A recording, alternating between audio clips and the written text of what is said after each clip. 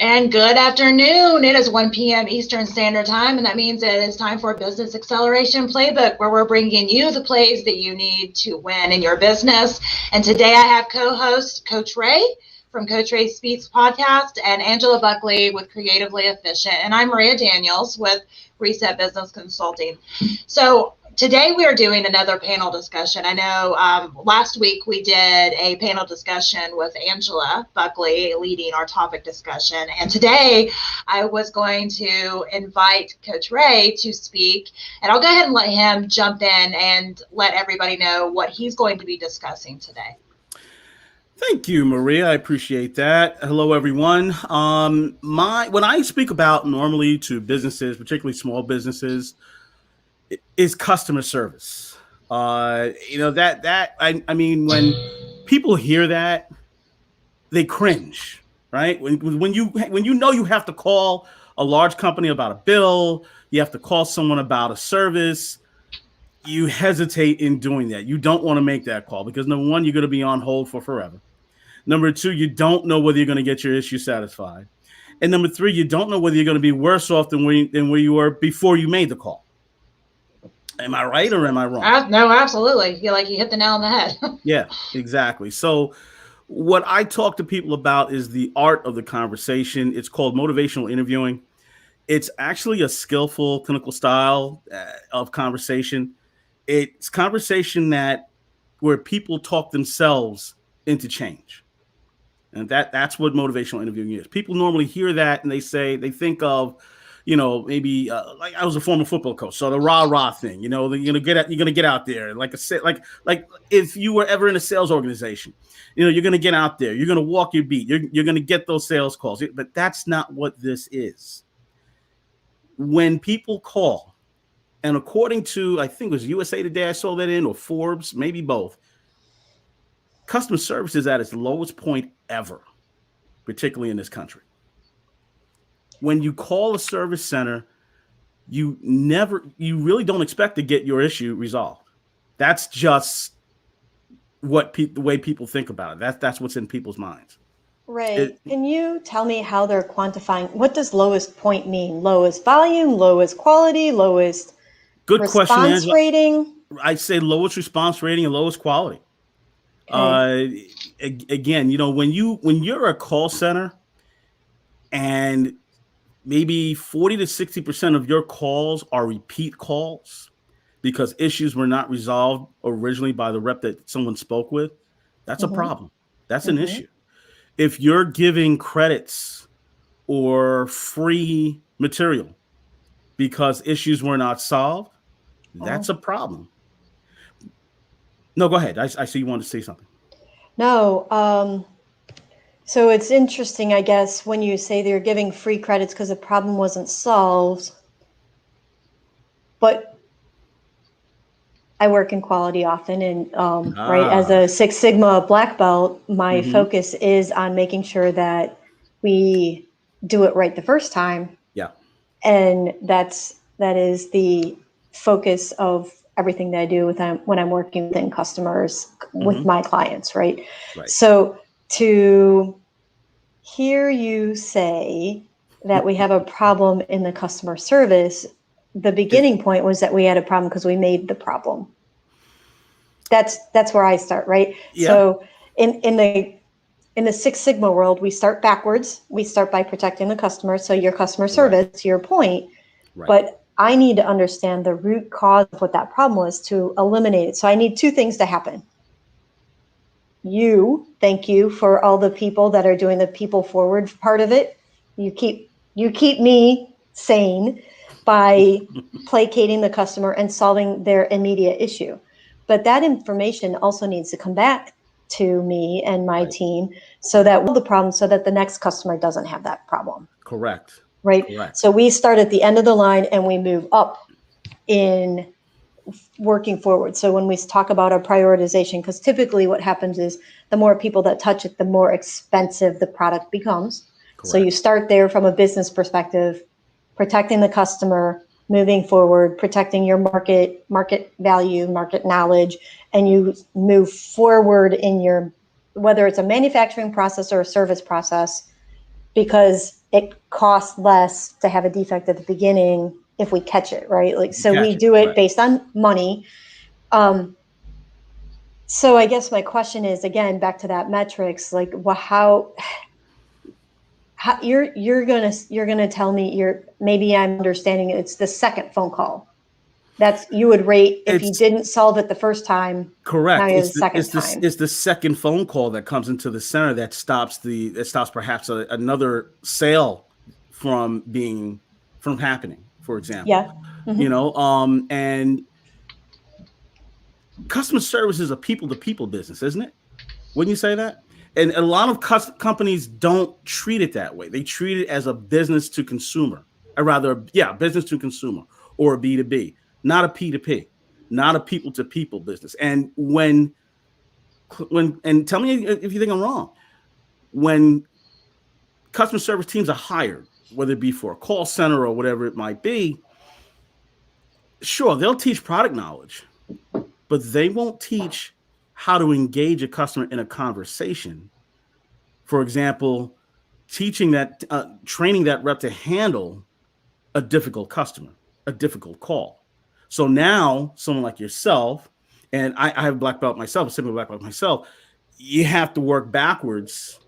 Even if you're working in workforce optimization, you have to work backwards to gain the trust of that customer again. Whereas if it were done right the first time, the first touch, the first call, there's no need for a repeat call. There's no need for a supervisor to get on the phone to try to appease a customer. I used to be a call center supervisor for a long time and a manager. And I used to get commendations about solving problems all the time. But why? It shouldn't get to my level. Right. And I know the fact that there are managers and customer service supervisors out there that are going home and going crazy like I used to, simply because their days are filled with problems that shouldn't even reach them. It's the representative that does not know how to handle that call, not the lack of product knowledge, but the simple fact of, well, if I can talk to someone and affect change in their mind without interfering in that, then I'm going to have a better call and a better outcome. Oh, I agree. What do you think, Angela? So I really appreciate the approach, and I like when you say that it's a P2P instead of a B2C, right? You're really personalizing it. So again, I like my numbers. I like to understand how that works and how we're recording that, and maybe even how the customer service center has probably multiple hats, but the two that I understand, so Angela's limited understanding, is on the one hand, we really need to make the customer happy. We need to understand and kind of root cause whatever their problem is, whatever that pain point is, and then dispatch effectively some sort of solution. But from that understanding that pain point, we also need to be able to understand how to communicate to the organization what went wrong, so that the organization can take that and create a data system in which they attack those problems to prevent. Right. So let's talk about metrics for a moment. Average hold. Let's talk about a couple of KPIs that I know you must deal with. Key performance indicators, right? Yep. Average hold time. Average talk times. If a company has a high average hold time, what does that mean to you? They're under-resourced, or they have too many problems. Probably both. And if a company has a high average talk time, what does that mean to you? Either they're chatty or they can't figure out what the problem is. There you go. Hit the nail right on the head. If I don't know how to solve a problem, I'm going to talk to that customer, continue to try to talk to that customer until maybe I can get to the point where I'm going to pass this call off. As a representative, that's what a representative's thinking. Let's be honest about it. A representative's thinking, if I can get rid of this call in 30 seconds, that's great. But if I've got to research and do a lot of quality things that I'm supposed to do, I may not I don't have the tools then to really solve the customer's problem. I'm just going to solve it on the surface, but I'm not going to solve the deep root of the problem. And then what happens? That call gets passed on to a manager or gets passed on to a supervisor. And as a rep, I'm going on to the next call, but that customer is not satisfied. So guess what happens? Now I'm going to call back into that call center because Right. now I'm upset. I've got a bee in my bonnet because I wasn't handled properly. And now we're talking about the metrics going, and this is just one customer. Well, now your metrics are skyrocketing. And as someone, as a call center manager or someone that's responsible for metrics, you're trying to figure out, well, how do we regulate this? How do we figure out a way to bring these talk times down? And through motivational interviewing, which a lot of call centers are beginning to turn to, a lot of sales teams are beginning to turn to, they found a way to arm the reps with conversational skills so that if someone doesn't get as angry, someone doesn't call back into a call center to give a negative response. Okay. Tell me about motivational. What are the elements of the motivational interview? Good Where do I question. start? So I like to say you have to have your oars from the boat in the water when you get on the phone in the morning. OARS. Yep. So your oars are first asking open-ended questions. Okay. All right. So invite the listener to tell their story, for example. Invite the customer to tell their story. So a question like, good morning, help me to understand your issue this morning. Or something like, what do you think you would lose if you were to give up something, whatever that might be? Whatever open-ended question would tend for that customer to be open or to discuss more with the representative rather than, hi, how can I help you?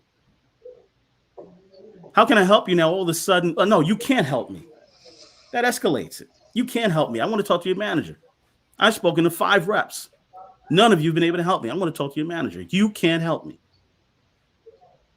So another part of having your oars is affirmations. Now, these are gestures that really recognize a strength or a direction to make positive change. All right. So for an example, I appreciate you calling today. That's a great suggestion that you've made, sir. All right. Again, affirmations, all in the positive light. The most important part of the or, though, is reflective listening. And that's when you're using a pathway to engage a listener or a caller. Reflective listening avoids what's called in motivational interviewing the writing reflex. So, for example, I'm not going to give a response right away to try to solve the problem because I'm injecting myself in the problem by doing that. Okay. So, as an example, if you have an actual interest in what's said, okay, so you feel that could be a start, or it seems like you be another start after listening to what the client or the customer has said. All right. And finally, the S in ORS, I'm sorry about that, is the summary. Okay. Let me see if I understand you. Is basically what you want to find out. You should be concise, and you should end that summary with an open invitation. Did I miss anything? Is there anything you wish to change? As simple as all of that sounds, it's difficult to implement because it's a change in conversational tone that most people don't do. So it seems like it has some of the elements of active listening. Correct. But then it's a little bit deeper when Yeah. you start talking about the open-ended questions and the affirmation. That's correct. So it's a matter of reflections, as I mentioned before, simple reflections. There's simple reflections and complex reflections, right? The creators of MI, who actually this came from a psychological group, as you probably know, they used what's called the iceberg method, right? So it's what you see on top is the simple reflections, but the iceberg is bigger than that. It's the complex reflections that you have to really reach underneath that iceberg. So basically, that's 90% of what a customer is complaining about. It's that underneath reflection that you don't know. You don't know what's the cause of their phone call. Their cause of their phone call could be something that they got upset with their husband or wife earlier in the day, and now they're taking it out on the rep. That can definitely happen. So, for example, just as something I wrote down real quick, my sister doesn't want me to smoke anymore. And an answer to that could be, so you're thinking about cutting back on smoking because you love your sister. Again, just a simple response, complex response, difference. Most companies don't do that. Most companies don't take that into account. And thus, you have a lot of issues with customer service. I think for the most part, people, even though they want their problem solved, I think they're more understanding when you can't solve their problem than if you don't at least try to understand their problem. People want to feel heard and understood, like number one. Mm-hmm. And that's why MI is more person-centered than problem-centered. And again, that's another point that unfortunately companies don't take into account. If I'm a rep and I'm trying to solve the problem, I'm not really dealing with that person. I'm dealing with the problem. But if I'm dealing with the person, and now I have that person on my side, now I'm being, as I said earlier, person to person, not business to person. If I make that phone call a personal call, there's a difference in the outcome of that call. So I like to use the phrase, your vibe attracts your tribe, right? Mm-hmm. And I know it's cliche and it's probably a meme somewhere and on a bunch of stickers, but it feels like when you're talking about this reflection and these open-ended questions, you're actually trying to assess that person's vibe. And then that salesman's technique, right, of we know that likes like. So you're trying to establish a little bit of empathy by going there. And in that moment of human interaction, person-to-person interaction, you might have a better understanding of what the real problem is, the underlying problem, that they have the hot second to voice their emotion without the emotion running over. And then you can begin to deal with whatever, let's just say, the technical problem is, right? So I think maybe if I'm understanding you correctly, you're kind of saying when people call into a help center, first of all, they're already upset because they have to call the help center. Right. So how do you diffuse and acknowledge the 90% of emotion in order to get to the 10% of actually actionable work? Right. In order to solve the problem. That's it. You mentioned empathy. Empathy is 100% MI. And again, any training, like I've been involved in customer service training for years. But any training that I've been involved in, the word empathy has never been used. And empathy is really was at the crux of anyone's business, to be honest with you. Let's face it. If I'm empathetic with a customer, I understand the issue. I can get to the bottom of it. But I'm not imposing myself in the issue. Is that clear? Mm-hmm. Yeah. And for me, when I call a center, I cringe when I hear, "Hi, blah, blah, blah, blah, blah. Can I help you?" I cringe because automatically, first of all, if it's late at night, you're probably sleeping. Or you're not empathetic to my problem. You just want to solve the problem and get off the phone. The better representatives are the ones that ask more reflective questions. They're more empathetic about the issue that I'm concerned about, and we're able to work through the issue without injecting themselves into my problem. So I don't know. I've never worked in a call center, so just, bear bear with me in my odd questions, Ray. No, go for it. Go for it. Don't call centers have scripts?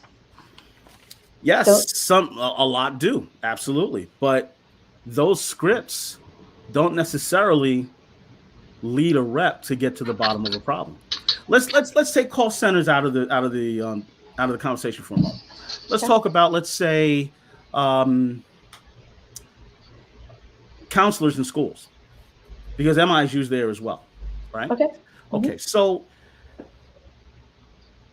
if I'm a counselor in a school and I'm talking to you and I'm looking to solve a problem, and I say to you, hey, Angela, what seems to be the issue today?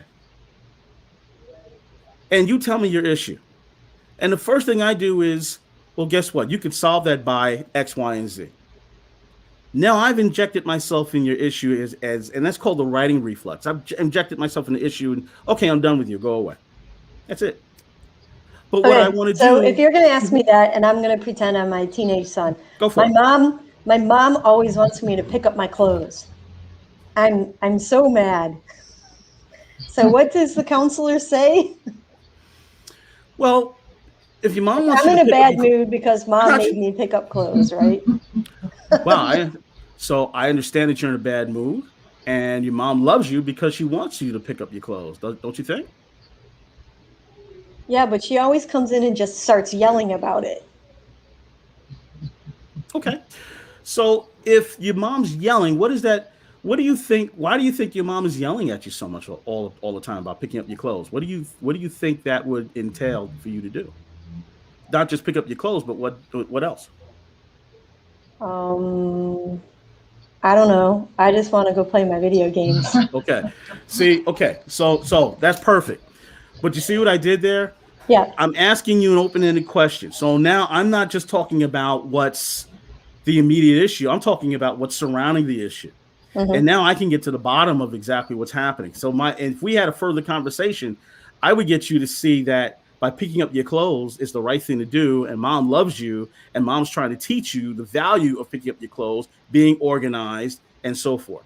And that's the entire premise of MI, of motivational interviewing. Okay. So when I talk to customer service teams and sales teams about it, I break it down in 4 what I call signature programs. So I deal with composure, what I call composure-based leadership. Composure-based leadership. So like your calm exterior. You got it. Laying a foundation of reliability. Okay. Right. Discussing the importance of dealing with difficult customers and how to improve the interaction.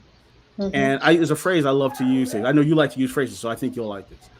Combative equals conflict, while calm equals confidence. If I'm if I'm calm in discussing something with you, you're not gonna, even if you're angry with me, you're not gonna be that. You're not gonna be able to keep that up. Mm-hmm. You're not gonna be able to sustain that. And by me being calm and having that, I guess you can call it a shield, I can get to the crux of the problem. So next week we talk about prevention-based leadership. Right? We talk about neutralizing that explosive customer and learning the importance of emotional control. Right? And I like to think of reps as being the microcosm. They should know information not just about the product, but to avoid second-level escalations. If something is coming at me, when I was a rep, I prided myself, this is umpteen decades ago, but I used to pride myself on, I'm going to deal with the customer. That customer's not going to my manager. They're not going to my supervisor. I'm going to solve the issue, and that's the end of it. I'm not saying that I was the best representative, but I know through that method and learning stuff like this, I used to get fruit baskets. I used to get all kinds of stuff. But again, using, and I didn't know I was even using this technique. But the fact of the matter is that if I'm able to engage in a conversation, the type of conversation that will de-escalate a customer, I'm going to solve the issue. We're going to actually have a better conversation. Third is deficiency-based leadership. So how to prevent being overconfident in past performance. if I solve an issue and I'm great at solving an issue and I have a history of that, I'm just going to rely on a history of what I've done, and I'm not going to look forward to getting better. All right. And also dealing with corporate toxicity and limitations that has on productivity. All right. How do we transcend simplistic strategies so that you can go from theory to practitioner, which is big in the customer service world, right? And then finally, something I like to call custom-based leadership. Basically creating a succession plan within a call center situation. Most call center situations, there is no succession plan. You're hired, you work there. There's high turnover in most of those jobs, but there's no succession plan. Okay, how do I become a supervisor? How do I become a manager? How do I move on to other places within the company? Normally that's not done. And in addition to that, building positive relationships and how that can create a brand impression. Every call that comes into a center, this, creates a brand impression. Am I going to be a brand ambassador for your company because of the interaction that I've had with that rep? Or am I going to my neighbor, hey, listen, don't call Angela's company. They are horrible. I had the worst experience. Don't buy anything from them. I just want to say that if manufacturing did their job, they shouldn't even have to call. Call center. But they do. I'm sure they, not just with, in your business, I'm sure, but in other businesses they do. And they call, and people call a lot. That's true. Maria, you're quiet. I'm soaking it in. I'm thinking, because this, obviously this can be used in any business atmosphere. And, you've mentioned a lot of great points with talking about empathy and all of that. And I think for a long time, empathy in the workplace was looked at as a negative.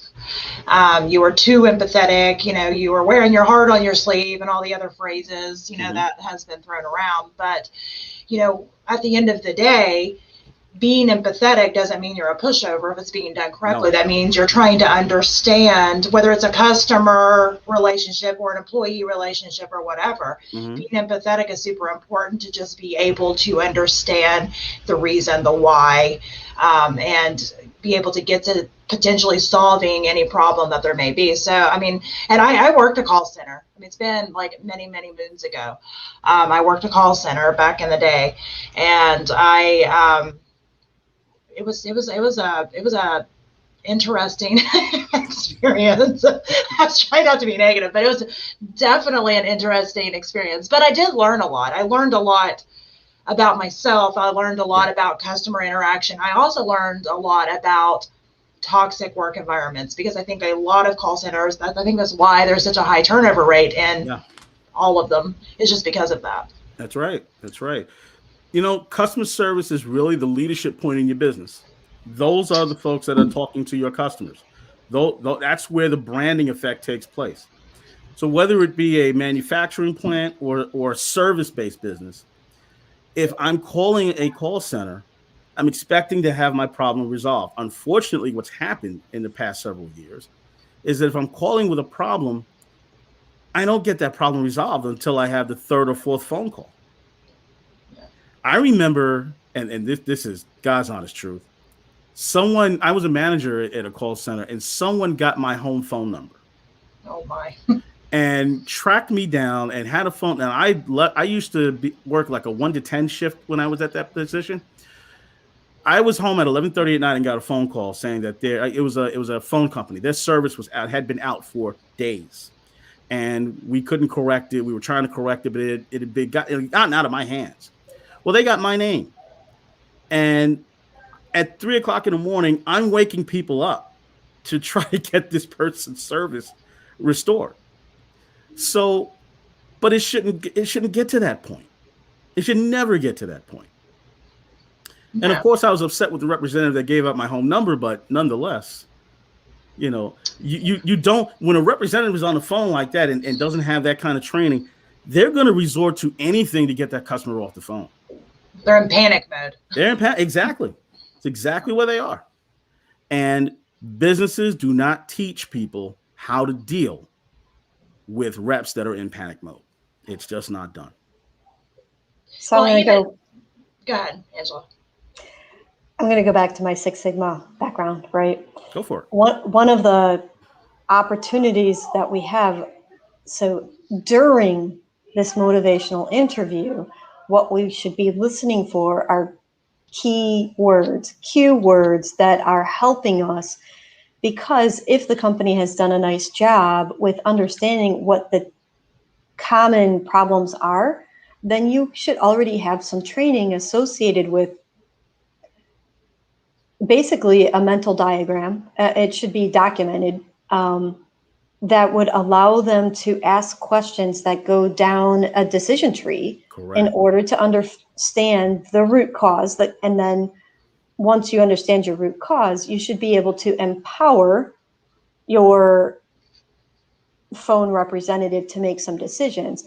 It's been my opinion, or it's been my experience in calling call centers. And disclaimer, I don't work for any call centers. And I don't work for in my current situation with any call centers, but calling and talking to these poor representatives, they are so disempowered to be able to make a decision. They haven't been trained. The company doesn't understand its own business processes. So then the call center representative, they have no power in order to even help. And yet they're the ones that has to deflect all of the emotion. The power that you're absolutely right. The power that they have is they can give a credit, or they can send something free. I worked in a situation once where this was, we were selling cream that helped your under eye situation. Oh, I need some of that. Can you send me some? No, you don't want that. Trust me, you don't want this stuff. And we were actually told, and this is the honest truth, we were actually told to say, well, my mother used this cream. Well, my grandmother used this cream. It was great. So I can give you a 2-for-1 deal and send you more. They gave a 2-for-1 deal at the outset of the call. Then it was our job to sell more. Oh, you need something went wrong? I'm sorry. I'll send you more free product. Now, guess what? The poor soul at the other end of the phone is so grateful because you're going to get more product and we're going to try to solve the issue. But guess what? I'm just adding on to the issue because that person's going to call back and want more, but it's not going to solve the issue. It's not going to solve the problem. Most sales groups, particularly in service centers, that's what they do. And that's why a program like this is necessary. And we've begun to roll it out. We've had success with it. My only issue is, and dealing with anyone that listens to this and works in the call center, at some point, you have to put a stake in the ground and understand that, you know what? I'm here to help someone that makes a purchase from us. If I take that and I'm just giving credits out, or I'm just subsidizing them, whatever it may be, I'm not solving the problem. The issue is to solve the problem. And until call centers do that, they're going to continue in the rate that they're going.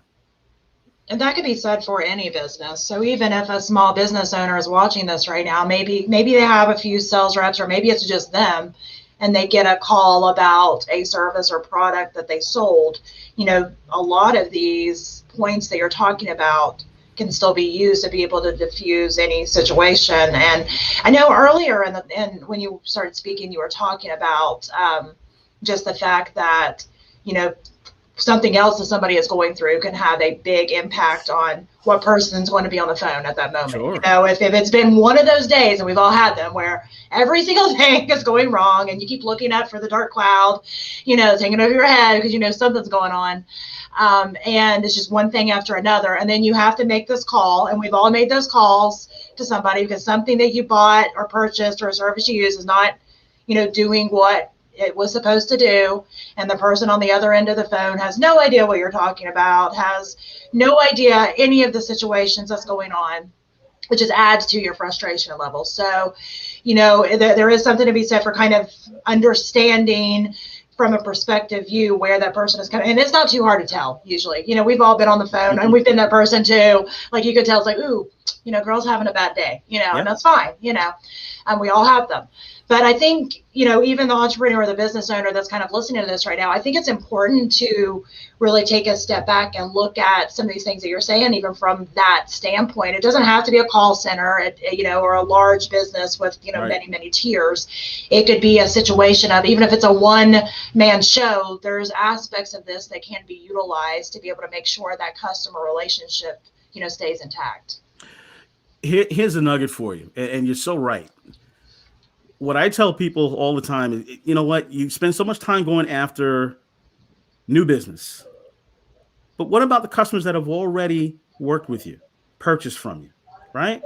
So now I shouldn't worry about new business so much, but I want to establish business with someone that's already spent money with me. You know why? Because now they trust me.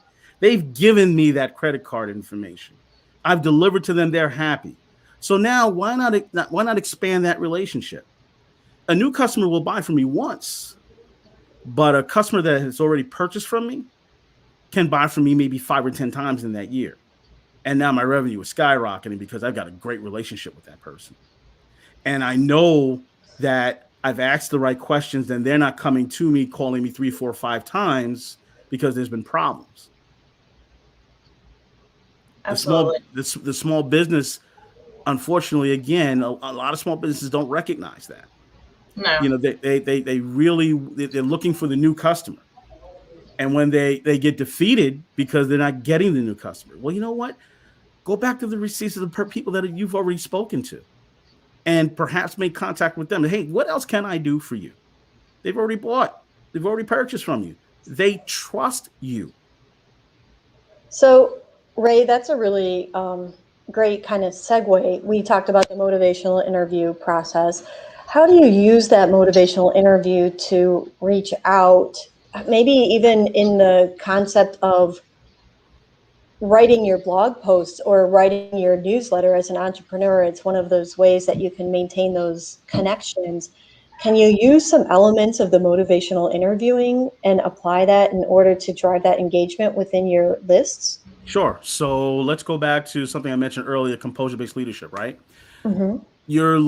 By your blog posts, you're laying a foundation of reliability, because people are interacting with those blog posts. Again, those are customers that have purchased from you. All right. With your blog post, you're establishing a goal-oriented methods, basically, of how you're doing business. So now I can use those blog posts, getting an idea of what my customer is looking for, to write exactly, what they may be seeking, and engaging them, in opposed to someone that's new.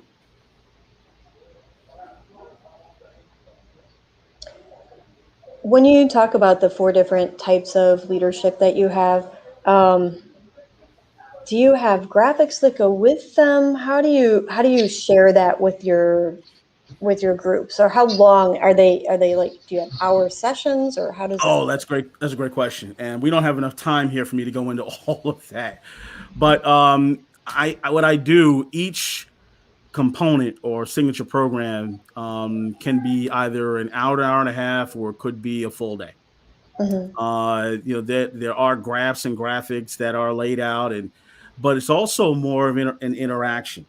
We'll go into wordplay, basically, like you and I did a little earlier, Mm-hmm. and we'll actually break it down and teach exactly how, why, and when. And here's an interesting case, and it's just making me think about this as I'm talking about it. I actually injected this, and I wasn't supposed to, in a training that I did with the government recently. And we were teaching, it was done virtually, and we were teaching a group in Texas. And I talked about what composure-based leadership is. Of course, no one knew. Like, what is that? What are you talking about? It wasn't on the script, anything, but I just felt it was important. When we talked about reliability and building trust, I never had so much engagement with any group that I've taught, because that hit home as not just a consumer, but someone on the other side of that. Well, how do you engage trust? I don't understand how that works. Both you and Maria Angela mentioned it earlier, the word empathy, Mm-hmm. which they never really related to their job. It's not taught. It's not mentioned. Most customer service teams are, listen, here's your script. This is what you're saying. That's the end of it. But if I'm empathetic to the customer, now I have a relationship with that customer. Now I can understand the bottom line. And once I understand the bottom line, I can solve the problem. Again, I'm not, and I've said this about 7, 8 times already, I'm not injecting myself into the solution. I'm giving a reflective statement to actually understand what someone is trying to get. Mm-hmm. You know, it's you remind me of some phrases we've been using around here lately. We've been reading Brene Brown's Dare to Lead. And speaking of empathy, right? We talk about not having the problem between us, but coming together and having the problem in front of us that we're working to. So sorry, my hands are really big in the screen, but makes a big impact. There you go. Yeah, they're really not big hands. But really, I appreciate the visual of coming together for that empathy and having the problem in front of you instead of between you. Yeah. And you can apply that, yes, of course, in personal relationships, but in business leadership, in working together, and even in this situation where we're talking about trying to help the customer through their problem. Hey, we're on the same side. We're going to work through this instead of adversarial approach. Oh, I'm so glad you mentioned that, because 9 times out of 10, when you call a call center, that's the exact approach the customer has, right? That's what's in their mindset, an adversarial approach. Oh, wow, I've got to get through this person, and then I'll be connected to this person, and I've already been on hold for 15 minutes. And the call is probably going to drop while you're getting transferred. Mm-hmm, mm-hmm. Yeah. So you already, that when that person comes on the line, they're already upset. Yep. Already upset. So again, this answers, how do you deal with that?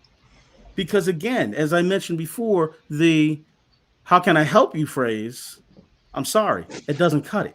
You know, for me, I get upset because what am I going to say? The first thing, I've been on hold for 15 minutes. I've got, the call's dropped. I've had to call back. I'm going to give that rep all that I'm feeling in that first minute of the call.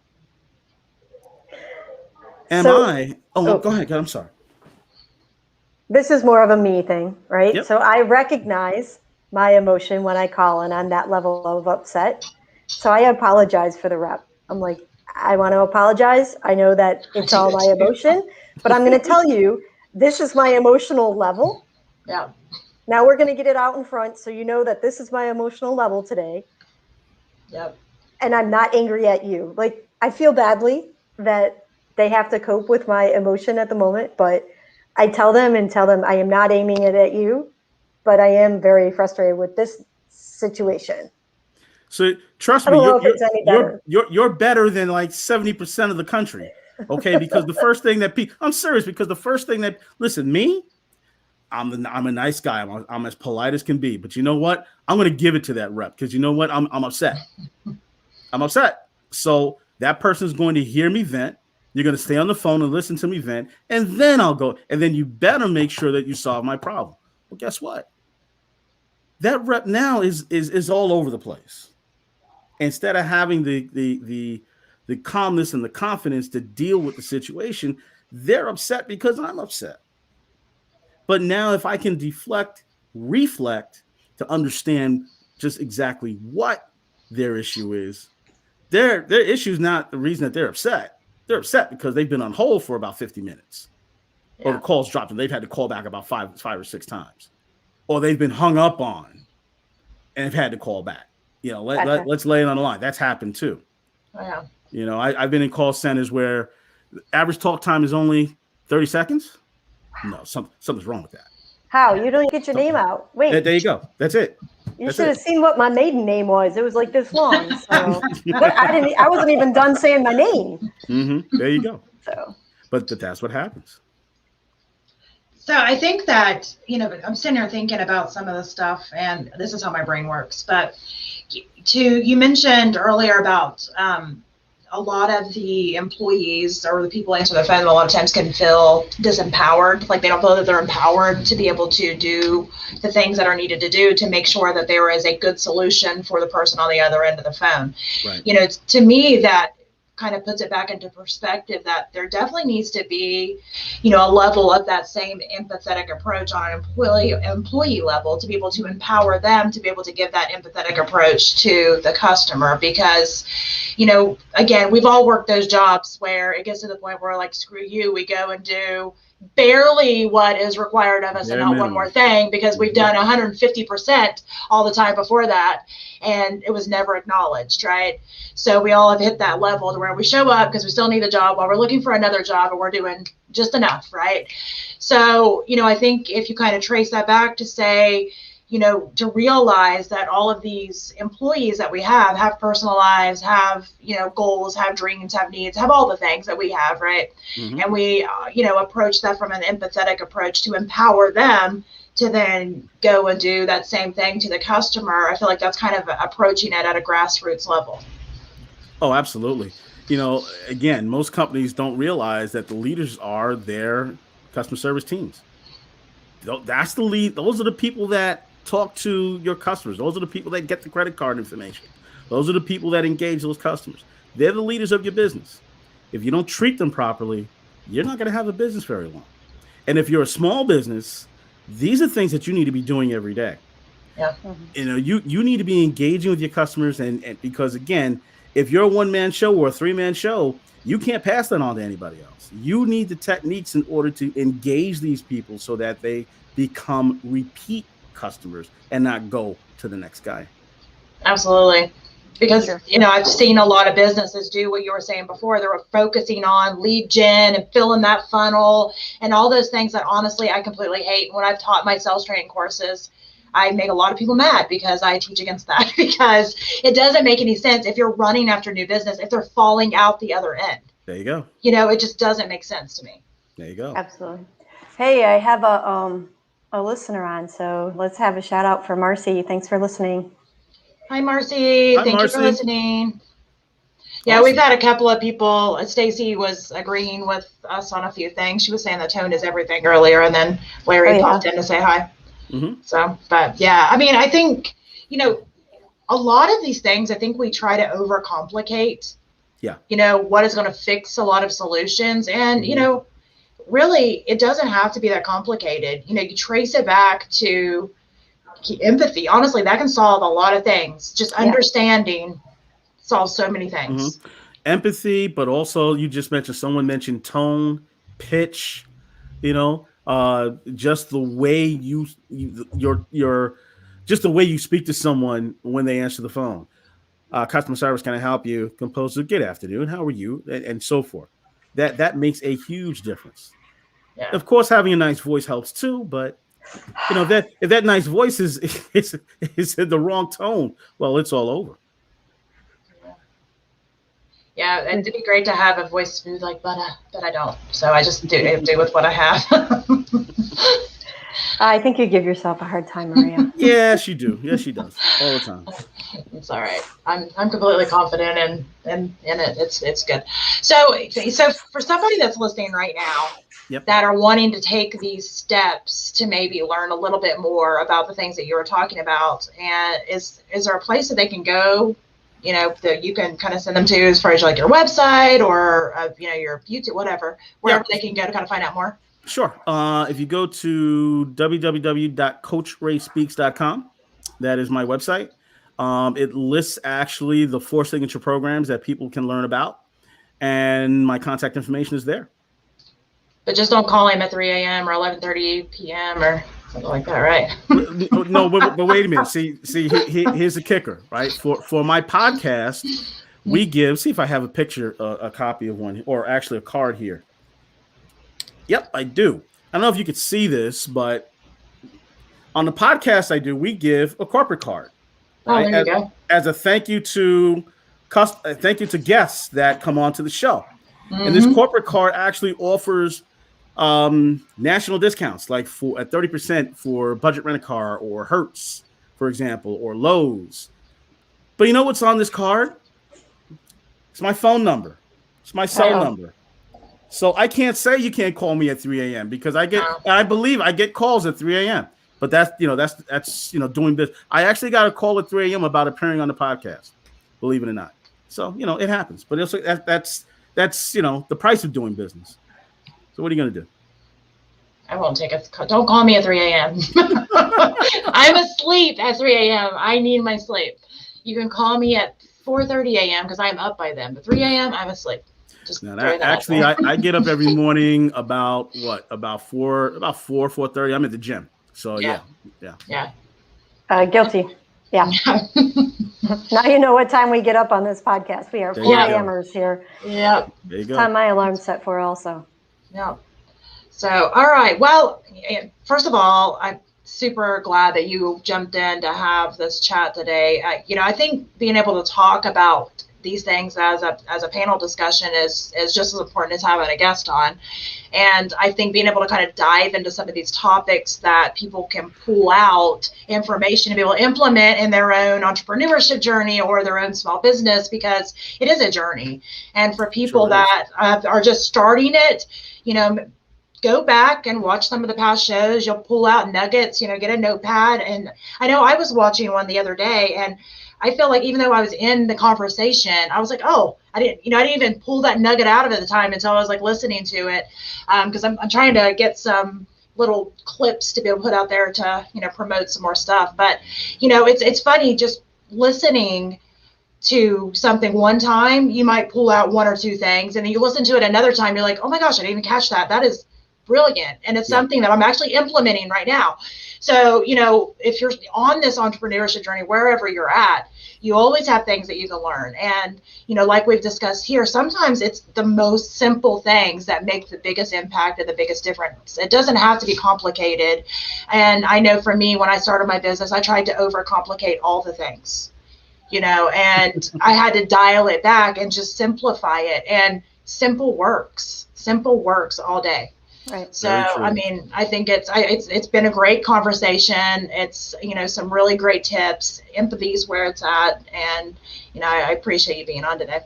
No, thank you much. I appreciate that. I mean, I know you're not a guest. You're just here to stay, but I still appreciate you. Hey, no, I appreciate you guys. Again, people have to realize that business should be person-centered, not problem-centered. And I think once you make that shift, you find you'll do better in your business when you do that. By the way, I don't know if you want me to announce it here about Roku TV and what. Yeah, go for it. Okay, so totally, go for it. So this is going to be something that you had mentioned that you're going to pull nuggets, or pull clips of past shows. Well, guess what? This show is going on the ISA, or Impactful Solutions Academy channel on Roku TV. That will begin June 1st. So you can see all of the shows that we have done. It's isatv.fun if you want to take a look at the website. And again, it begins broadcasting June 1st. Awesome. It's exciting. It is. It's super exciting. Yep. And Angela, I want to thank you for being on today too. You're always, I love your questions and the way your brain works. And you think of questions that I would never think of, like 9 times out of 10, which is great. I love having just so many different thought processes, because I think that really allows, the viewer and the listener to be able to think about things from another perspective. And I think that is so important, because, we only know our own perspective of anything. We are never going to know somebody else's perspective unless we try to, again, empathetically, put ourselves into their shoes and kind of listen to how they've experienced their entrepreneurship journey or their business journey, to be able to, try, because you never know, you have to try things out to see what works for you. So I think that's been great. True statement. Hey, Ray, really appreciate how you put some structure around all of this and tied that all together with your 4 signature classes, and also the oars, getting your oars in the water. Again, I'm a big fan of nice phrases and nice analogy. Yeah. I think it helps people remember. So going back to my little bit of learning and development training for adults. So appreciate everything you brought today. Oh, I appreciate that. Thank you much. But listen, you guys, you guys are the experts. I'm just here. I'm just here trying to put my oars in the water. You I guys like are the experts. It's been great. It's been great. So make sure you go to coachrayspeakspodcast.com. Is that the website? No, coachrayspeaks.com. coachrayspeaks.com. Okay, coachrayspeaks.com to check out more from Coach Ray. And when does does your podcast actually lean into the website as well? No, it's isatv.fun. It's on there. Okay, well, It's go to on there. istv.com. Fun then. All right, so go listen to this podcast. You've got a great show. I love your show, and Thank you. You didn't really talk much about that today, but it's a great show, and it's worth a listen. And I think everybody needs to go check it out. You can pull out some more nuggets. So, and we're waiting on Angela's show to start. We're still yes, we have to get Angela's waiting. show up and running. Absolutely. Dissertation. That's what you can tell. You can call it dissertation. I'm fine with that. So there you go. The dissertation podcast. There you go. All right. Well, until next week, we'll be back at 1 p.m. Eastern Standard Time with another episode of Business Acceleration Playbook, where we're bringing you the plays that you need to win in your business. And thanks, everybody, for watching. Thanks, everyone. Bye-bye, folks.